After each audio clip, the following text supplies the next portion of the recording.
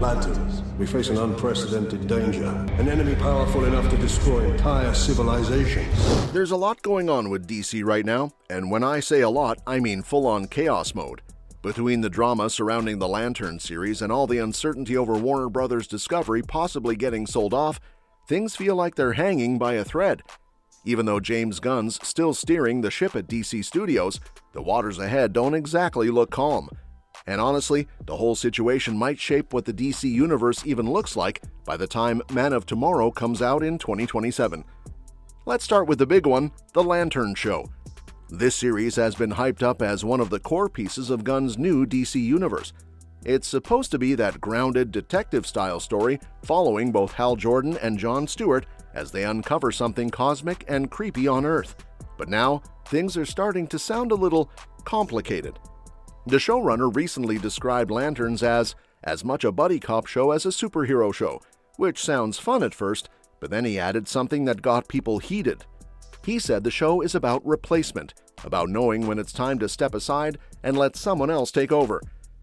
Now, normally that sounds like a cool character theme, until you remember that the show features two Green Lanterns. One of them's Hal Jordan, the veteran, and the other's Jon Stewart, the younger fresh face. So when fans heard replacement, a bunch of them immediately thought, wait, are they phasing Hal out already? Because if that's the plan, that's going to hit a nerve. There have already been whispers for months suggesting Hal might retire or lose his ring, leaving Jon to become Earth's main Lantern. Some leaks even claim there's only one ring in the show and it ends up in Jon's hands, which would basically make Hal the mentor-turned-civilian watching from the sidelines. And when you line that up with the casting, Kyle Chandler reportedly playing an older Hal and Aaron Pierre as a much younger Jon Stewart, it's hard not to see the writing on the wall. That's why fans are nervous. They've seen what happens when you start replacing legacy heroes too early. It divides audiences. And right now, DC can't really afford to alienate anyone, especially not with everything else going on behind the scenes. Still, to be fair, Gunn might not be killing off Hal Jordan. The replacement theme could just be part of their dynamic, Hal learning to trust Jon or realizing the core is bigger than him. But the optics are bad, because let's face it, Hal Jordan isn't just a Green Lantern, he's the Green Lantern. He's the guy with the strongest will in the universe, the one who inspired every Lantern that came after. So imagining a whole new DC universe without Hal as a major player feels off. And that's the thing. When DC isn't winning, every creative choice starts to look like a crisis. Fans start picking apart every line, every quote, because they're already unsure about the direction. The same thing happened with Star Wars. Once people lose faith, every small misstep feels like a disaster. And right now, the DCU's not exactly thriving. Peacemaker Season 2 didn't hit the same hype levels, the new Superman film is still a ways off, and aside from leaks and speculation, there hasn't been much real excitement. So when fans see the Lanterns team talking about replacement, it triggers a panic. It doesn't help that memes are already floating around like, remember when I had hope for 2 weeks about the DCU? That's where we're at. A fandom that feels tired before the new universe even properly begins. But let's zoom out for a second, because the Lanterns thing, while messy, is only one part of the storm. The other, arguably even bigger issue is Warner Bros. Discovery itself. The company might literally be getting sold. Paramount has been the frontrunner in talks to buy Warner Bros. Discovery, which means they take over everything under that umbrella. DC Studios, HBO, CNN, Cartoon Network, the whole deal. And if that sale goes through, it could completely change who's in charge of DC's future. At first, there were reports saying that if Paramount sealed the deal, their CEO, David Ellison, might want to replace James Gunn as head of DC Studios. That rumor alone sent fans into a frenzy. But then Bloomberg came out with an update suggesting Ellison actually plans to keep most of Warner Bros. Discovery's creative teams intact, meaning Gunn and his co-chair Peter Safran would probably stay. Still, nothing's official yet.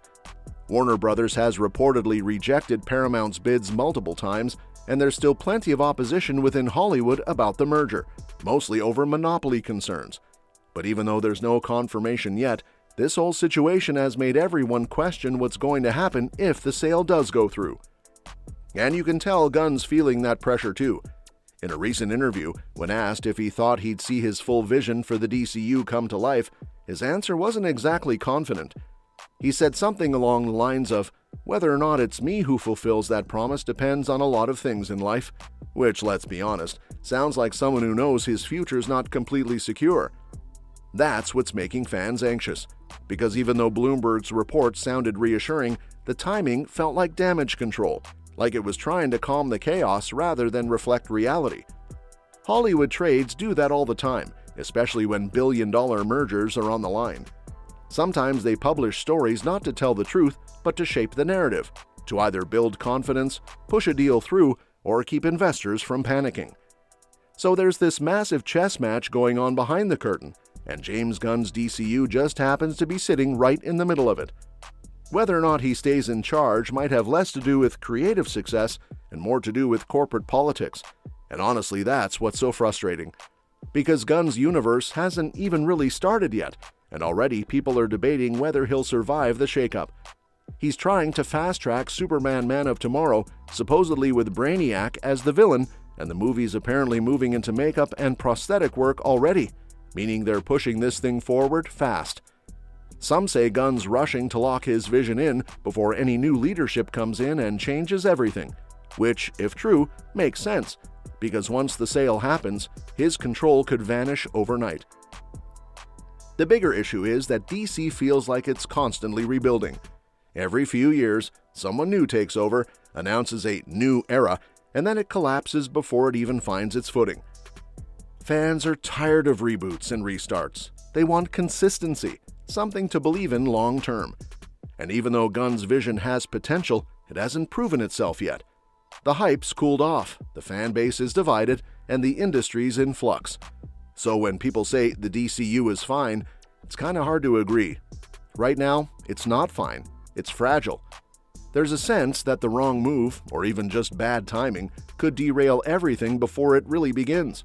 That's why Lanterns matter so much. If that show nails it, if it delivers an emotional, grounded story that balances both Hal and John, it could turn things around. But if it stumbles and makes people feel like legacy characters are being thrown away, it could spark the kind of backlash that's impossible to recover from. Because once fans lose trust, it's hard to get it back. And honestly, Gunn probably knows that. You can feel it in the way he talks now. A bit more careful, a bit more measured. He's smart enough to understand that even though he's in charge on paper, there are bigger forces moving above him. Whether that's corporate mergers, investor pressure, or shifting Hollywood politics, all of it plays into how long he gets to steer the DC ship. In the end, we'll know soon enough. If the Warner Brothers sale goes through, we'll see whether Gunn stays or goes. And if Lanterns gets off the ground and actually lands well with fans, that could buy him some breathing room. But until then, the DCU's future is basically one big question mark, caught between creative ambition and corporate chaos. So for now, all anyone can do is wait, because this next year could either be the rebirth of DC or the start of another long, messy reset.